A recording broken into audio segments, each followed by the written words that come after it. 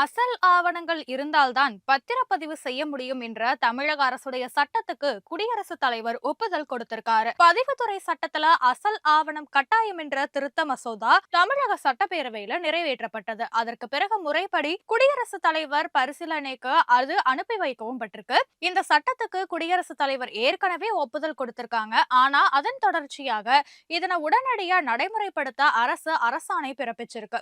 அதன்படி பத்திரப்பிரிவின் போது அசல் ஆவணங்களை கட்டாயம் சமர்ப்பிக்கணும்னோ தற்போது செயல்ல உள்ள பிற எந்த சட்டத்தையும் பொருட்படுத்தாமல் சொத்துக்கள் தொடர்பான ஒரு ஆவணம் பதிவு செய்ய முன்வைக்கப்படும் போது அந்த சொத்துரிமை பெற பயன்படுத்தப்பட்ட முந்தைய மூல ஆவணத்தை சமர்ப்பிக்கணும். மேலும் அதனை சமர்ப்பிக்கும் தேதிக்கு முன்னாடியே 10 நாட்களுக்குள்ள பெறப்பட்ட அந்த சொத்து தொடர்பான வில்லங்க சான்றிதழையும் சமர்ப்பிக்க வேண்டும்.